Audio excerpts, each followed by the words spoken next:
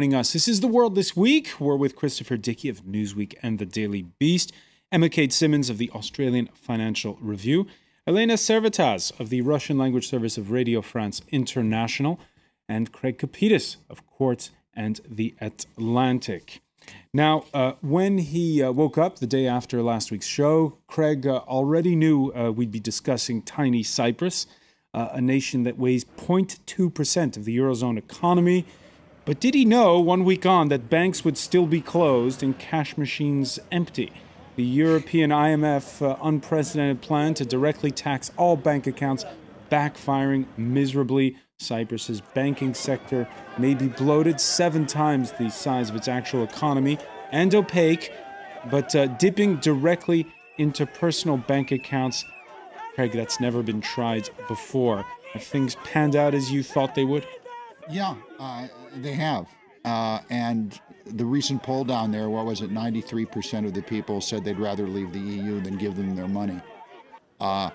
This is significant on a global stage, beyond what's happening within the incompetence of the EU. The fact that the Cypriots went to their cousins in Russia for help instead of the Americans or anyone else shows that there has been a sea change in power in the world. If you look at the big picture on this, you look. But those ties go way back. Yeah, they go way back, but they've never. But Cyprus has always been part of the EU. By the way, Cyprus was the only Western country during Soviet times where a Soviet passport holder could go without a visa. That had always been their playground. But so what's the change in that? Well, case? the change is the change is that the Russians have not taken off the table the idea that they're going to come in and help bail them out, whether or not it's through the gas fields, which I know they said they haven't done, or a loan, because where's America? 20 years ago, America would have been there to take care of this. 20 years ago, another superpower would have been there. Yeah, but now it's between Brussels and Moscow. But I mean, most of the reports suggest the Russians have said we're not doing anything. And who has the money? And who has the money? The Russian depositors. Maybe they should do an Iceland. Well, There's also quite all a in few. the Chinese. Well, the Chinese know they've got Africa, but it's the Russians who have the money. Yeah, but they're going to pull out. I mean, it looks like they're really backing. They're not going to pull let's out. ask The Russians, expert. by the way, stand to We have lose a Russian. lot of money if. Yeah. But the first time we heard about Cyprus, it was in November 2011 when everybody wrote in Spiegel when they saw there is 80 milliardaires, Russian milliardaires who got their money, billionaires, who got their money there. And so in this exact moment, all European countries should be aware already. So if there is dirty Russian money, you can have problems. It's not only about Magnitsky case somewhere there in Russia. Now you get dirty money here in Europe. So Berlin is determined to flush them out. What's Basically, dirty? they're playing Excuse me. What is dirty about Russian money in Cyprus? Everything. I'm sorry, I couldn't resist. Well, no, that's a nice pithy response, but there have not been any court cases. Craig, is it normal that Cyprus, which is an island nation of less than a million, should be the #1 foreign direct investor in Russia? It has been that way since Soviet How can times. it be? It goes back to the cultural ties between the Greeks, Orthodoxia, and Russia. And Cyprus, during the Soviet years, I mean, know your history here, okay? During the Soviet years, there were only 2 places a Soviet could go if they wanted sun and fun. One was to Cuba, and it was hard to get in there, unless you were a member of the nomenclator. And the other place was Cyprus. And any Soviet who had made a little bit of what they called viziatka, or blot on the side, hard currency, valuta, would put that money in Cyprus. Now, But now we find the amount now it's different. It's so much. different world. So much. It's It's a 20 different million world. euros. Well, perhaps. listen, I'm just taking the other side of the argument here. I have not seen any court decisions that say a certain individual has dirty money in Cyprus. Okay, but even if the money's not dirty, you can't be in a situation where Russian deposits in Cyprus are worth many times the GDP of a country. So this is coming back to the question of the banking sector in Cyprus. And Angela Merkel has a good point here. And the idea was to tax those. And so what are the Cypriots now proposing to do? They're proposing basically to seize the pensions of the Cypriots in order to which to Merkel has certainly that's what the Germans say. They insist that it's the Cypriots themselves who didn't want a ring fence originally around savings accounts smaller than 100,000 euros. They say it was the Cypriots themselves who wanted everyone to pay. Actually, Cyprus has a big problem in that the banks are their only business, and that is why they're fighting so hard to save their banks. But the way they are dealing with it at the moment has no future. The Cypriot government have to tell the truth to the people. The fees of 6 or 9% are comparatively low compared to what they would have to face if the banks crash. All right, so pointing finger at Cyprus, whether or not it's right or wrong, nonetheless, the likes of Germany, Finland, lots of the EU countries still insisting that Cyprus pay part of this 17 billion euro plan. 5.8 billion is what they're supposed to 17 in total, but they have to come up with 6 billion by Monday.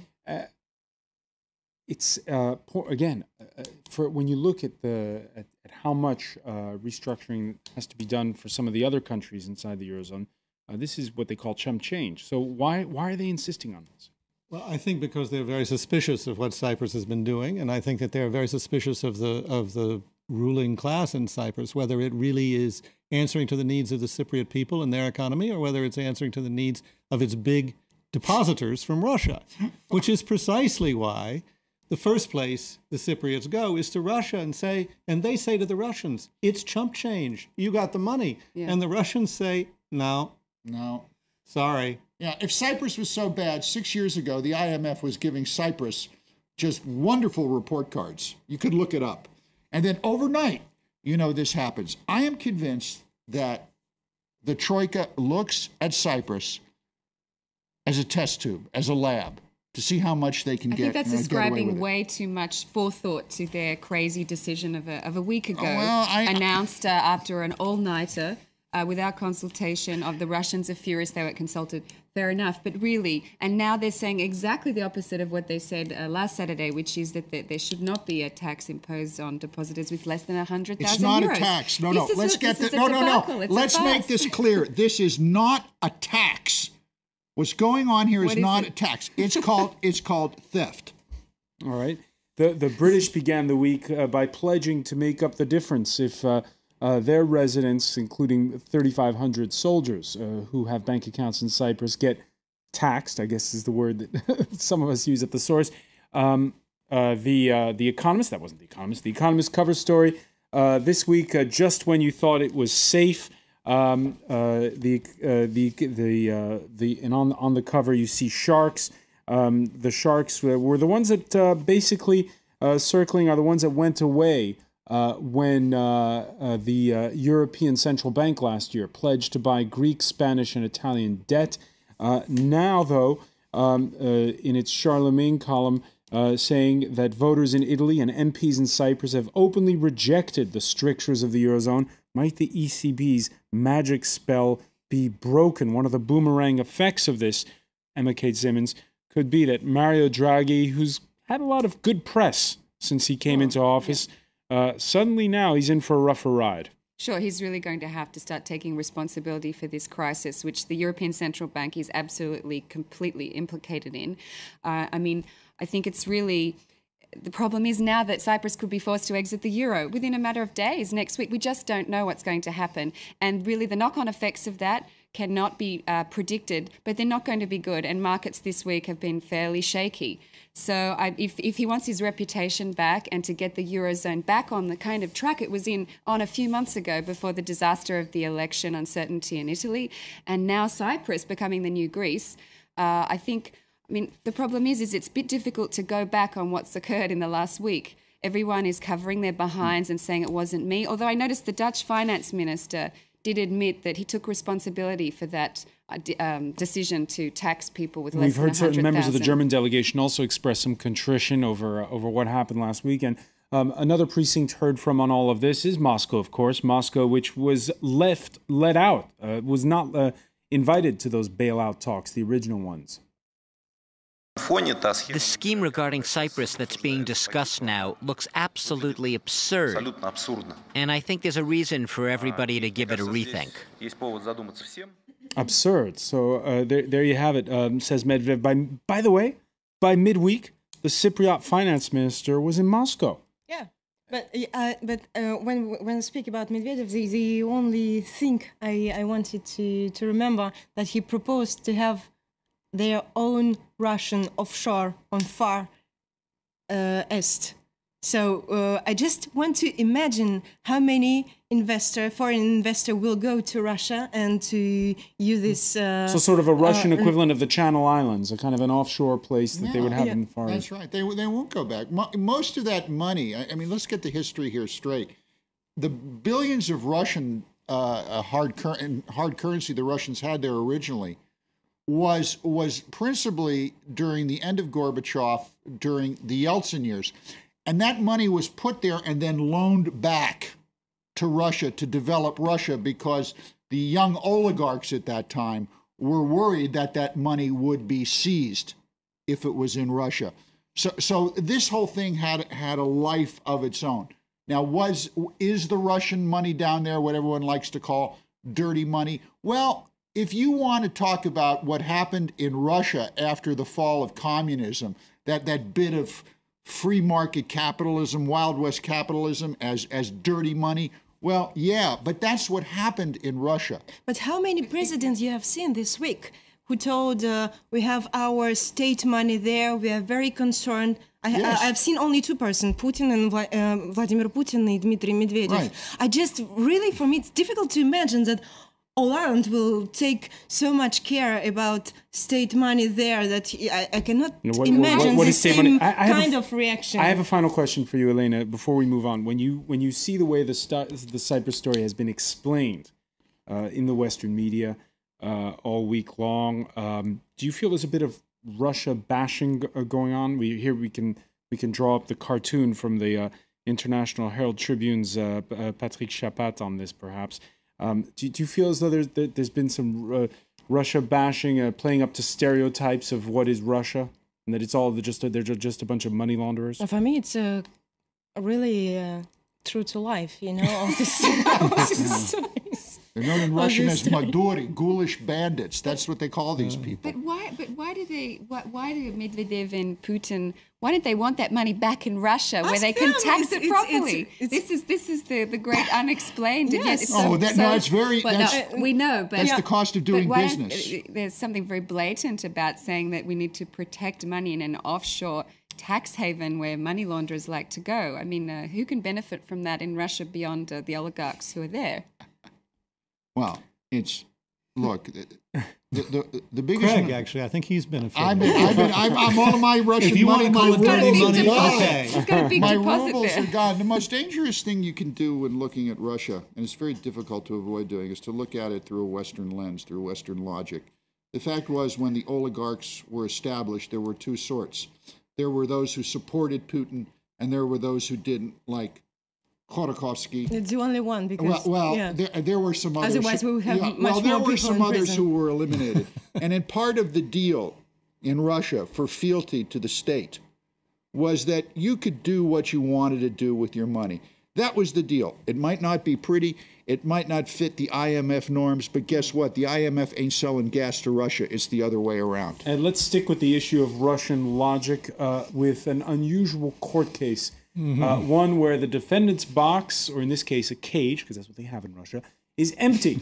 It's not a trial in absentia. The defendant, Your Honor, is dead. Whistleblowing attorney Sergei Magnitsky died in police custody in 2009. The 37-year-old accused by the state of tax evasion. It has soured relations with the United States, this story, because the U.S. Congress put into place a law with sanctions on those who were involved in all of this. Why is Moscow pushing ahead with this trial? It's very simple. You got already Magnitsky Act in the United States, and now Europeans started to discuss the possibility to have their own Magnitsky Act here in Europe when all those guys got their villas and their children here in schools and university. And, you know, it just, you need to attack. And you told it's unusual process. But now when we see, it's not surprising at all that they will find him guilty. Even they maybe will probably prove that he killed Kennedy, and you know all these kind of things. It's really usual reaction. I mean, yeah, you see. It's an amazing story. So this is going to play on every week, and do Russians? I mean, how do they feel about the way that the story is being talked about in the West? How do the official Russian? In Moscow. Yeah, but also if you watch the official TV, for example, maybe 2 weeks ago, we had a movie which was called List of Browder. So, and we saw Browder like agent for MI6. He was responsible. He's the chairman of Hermitage Capital, who Magnitsky was working for. Thank you. Magnitsky came from a law firm. He was an actuary at a law firm in Moscow, and Bill Browder at Hermitage Capital hired him to look into irregularities. Browder was sent off into exile. Magnitsky was put in jail and was somehow to death. And it goes on. And this is the Russian normal. The money in Cyprus is not dirty, right? Not dirty. Yeah, you see. Not dirty. I'm glad. Trials of dead men. I'm glad we've sorted that out. Yeah. Cleared the record there. I want to thank all of you for joining us. Christopher Dickey, Helena Servettaz, Emma Kate Symons, and Craig Copetas. Thank you for being with us here in The World This Week.